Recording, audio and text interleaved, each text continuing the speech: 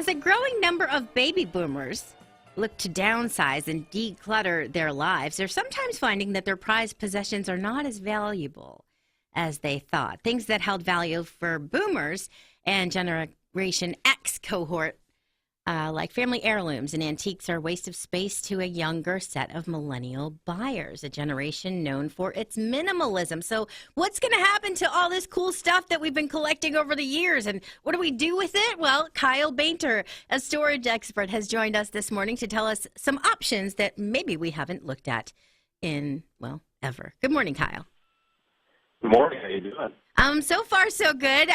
Talking about these big challenges of overcoming emotions and getting rid of some of the stuff that our parents and grandparents have collected. I know when I had to empty my mom's house of its contents after she passed away, it was really hard to determine what to keep and what not to keep. And there's so much that right now I kind of kick myself for because I had to make decisions so quickly. And I didn't have an option like storage at the time. At least I didn't think I did.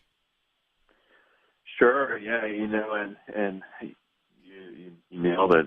The population here is about 20 to 25% baby boomers, and so in the next 20 years, we're going to see a big shift.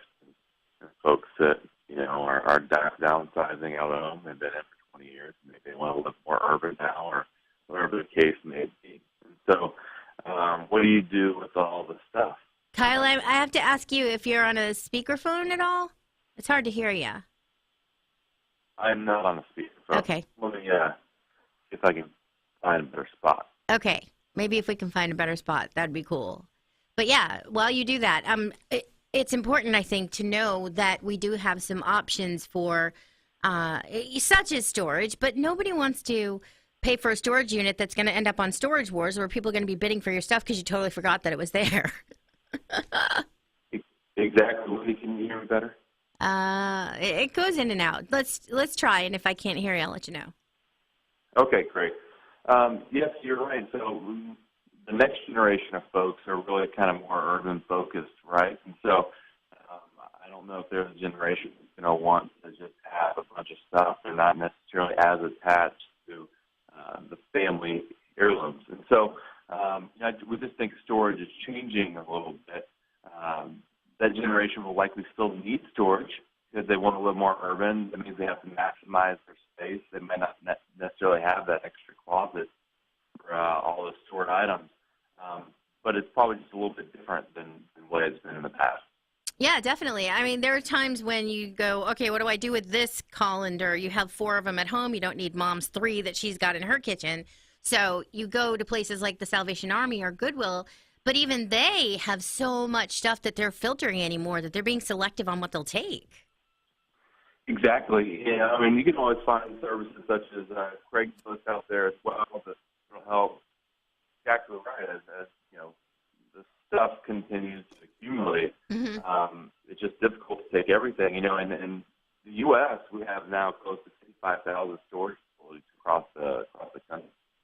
I put that in perspective. If you filled up Manhattan times 3, that's about how many storage facilities there are across the country. So the number is massive. It took 25 years to build the first billion square feet of storage space in the U.S., and it took another 8 years to build the next billion. So it's just a market that has grown exponentially over the last 30, 40 years. And so what happens with the next generation, we'll see. There's a great, I always like to recommend professional organizers. There's a group, National Association of Professional Organizers, and they have folks that can come in and help people as they're downsizing. What do I keep? What do I donate? Awesome. That's awesome. Yeah, what do I give away? And so a lot of times you feel guilty letting go of stuff, Kyle. Speaking of Kyle, we're speaking with Kyle Bainter. He is a storage expert with Callboxstorage.com. And I do want to get to the fact that you are not an ordinary storage facility, in that, we just throw the stuff in a container somewhere, and then literally we forget that we have these things, and it makes me wonder why even put it in a container in the first place if you're never going to look at it again. Exactly. And so what we've seen is that storage in a lot of cases is a place where things go to disappear. Pretty much.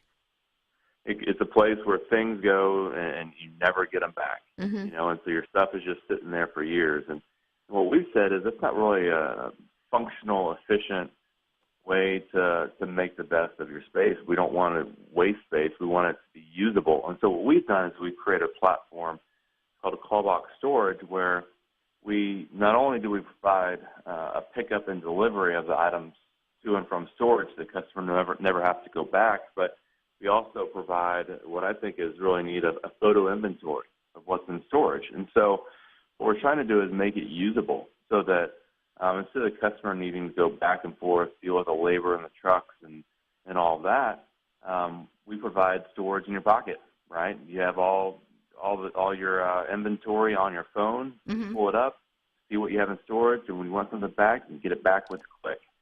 So our hope is we're going to make this process easier and provide clarity for people with what they have in storage. All right, so this is being called on-demand storage, and I believe it started out west. Like California started it, and it's sort of taken off, and it's moving, really spreading across the country now.